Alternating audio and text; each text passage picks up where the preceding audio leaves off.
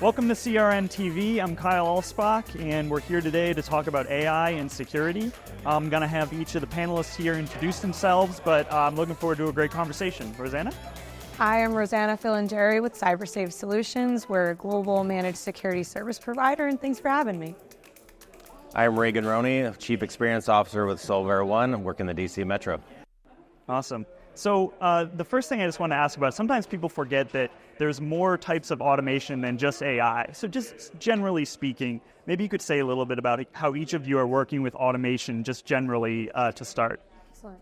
Go ahead, please. Okay. Ladies first, always. Thank you. So for us, we use automation as part of our day-to-day, right? So we're a cybersecurity company that leverages commercial platforms but supplements those with proprietary systems.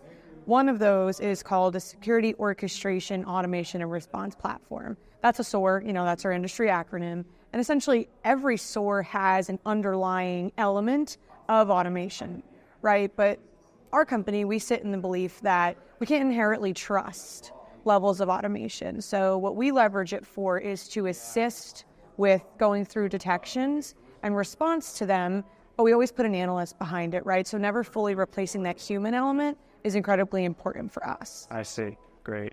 I love what she said about that. Not only does she know everything, which is a good thing. Oh, no. That's a high bar. It is the human working with automation, right? It's the human working with AI. AI is not going to fully replace the human. It's how they're going to work together and how they can actually make a difference, right? So I always kind of get thrown off when people just throw out AI for the sake of saying AI. We're talking about machine learning, right? We are talking about automation. It's not going out there and developing its own persona to destroy the world. It's learning from what we're trying to do, and it's also learning how we can prevent things from happening. So in our organization, it's very much similar. We're trying to use that automation in order to not only give us a bigger lens of everything that's going on, but be able to prevent things from happening. And so in that lens, we can actually get a lot done and have a more proactive approach. Great. Well, speaking of humans and how they're using these technologies, I thought it would be great to, as we talk about AI here and Gen AI specifically, I would love to hear your thoughts on just who is going to gain the most advantage from Gen AI, whether it's the attackers, the threat actors who are using the technology, or the cyber defense teams. Do you, especially over the longer term, who do you think is going to have the bigger advantage from Gen AI? It goes to motive, I think. Yeah, you know what I mean? It's more interesting. Right? I hate to freak anybody out, but usually nefarious folks are more actively trying to destroy us, right? And where we are sometimes naive to the fact that people want to do harm, the reality is that those people exist. And so, unfortunately, I think they're always going to have the edge on us, and we're always going to be playing catch-up. But we can be more aware, we can do more to train and be more proactive. But I don't know, maybe I'm like a half glass empty, which is really not my personality. But when looking at this, I kind of feel like they're going to have the edge on us unless we really wake up to what's going on and try to be more out there and proactive about it. I agree. I think it's not a new concept for threat actors to be able to go on the dark web and purchase something like our ransomware as a service, right? So there's elements of automation, if you will, that help them get through environments in seconds compared to if we look in the past, it used to be the average breach detection time or, dwell time that a threat actor would have was hundreds upon hundreds of days. That's been really flipped on its head. However, we have to think about it in two ways, right? We have to get it right 100% of the time of the good guys.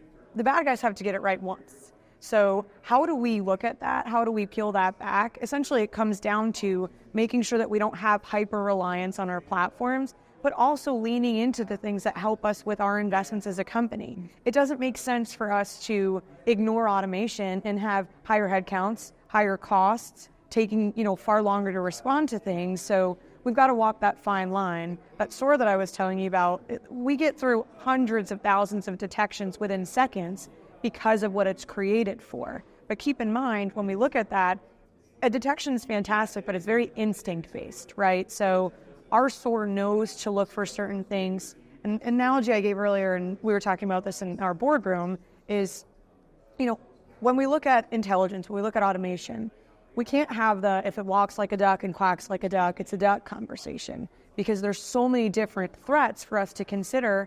Threat actors today are exploiting, we've heard it in the news just last week, systems and platforms that are in play in environments to get far more either encrypting or, let's not the right way to say that, to get further into an infrastructure or create more damage just by built-in process. So I don't think we can just say, oh, it's automation, oh, it's AI. There's a lot bigger of a picture that has to be unpacked in order to answer that question. I think the desire is most people want to find that silver bullet that's going to solve everything. Does that exist? Yeah, exactly. It doesn't. Well, it doesn't, because there are so many layers that you actually have to have in order to be in a situation where you can feel secured, right?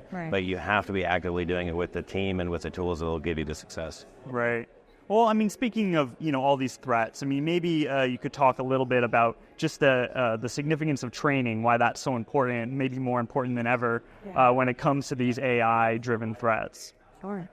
I mean, for me, it comes down to, look, there's automation in everywhere we turn, right? We can look at just the AI bots that help with our day-to-day. We can look at some of they're in the news daily for helping us with ease of convenience.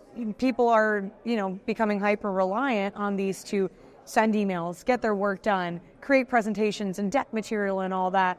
However, I think the training piece there is how much information are we willing to put in these platforms that we don't know where that information is going, right? Users are putting personally identifiable information, trade secret information for their companies, all of this stuff into a platform where at the end of the day, we don't know the repository behind it. So the biggest training piece for me, I'd say, is forget about the products and tools. Let's just think about the things we're using from our day-to-day. And remember, anytime things like that are being evaluated, it should go through an internal decision-making committee to say, are we inheriting any risks from working with this platform or vendor or whatever it may be? Would you agree on that? Yeah, I mean, I agree 100%. I think the line of thought that needs to change for executives and board members is that you've got to look at the risk first instead of the reward. I think everybody's running to look to the reward. Don't get me wrong, it's cool. You know what ChatGPT can do, what Copilot's going to do with it. The reward is absolutely there, but I 100% agree that if you don't look at the risk and how it's going to impact your business, it's going to hurt you in the long run and maybe even the short run before you know it.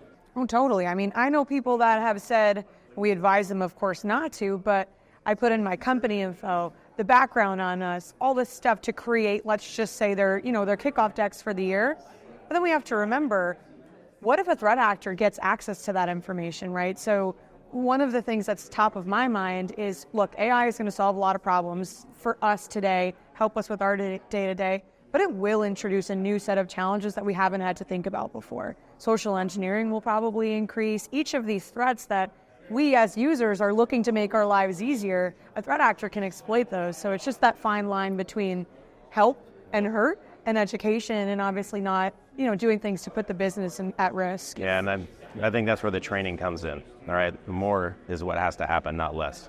And being able to show real live examples. It used to be easy to show a phishing email because you could see right through it, right? The language is maybe a little off. Maybe they're using an email or something that didn't make sense.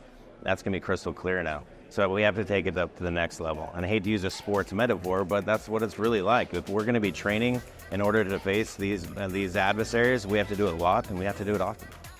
Awesome. Well, great thoughts here. Thank you so much for watching. This has been CRN TV. Thank you to both of the panelists. And continue watching on crn.com. Peace.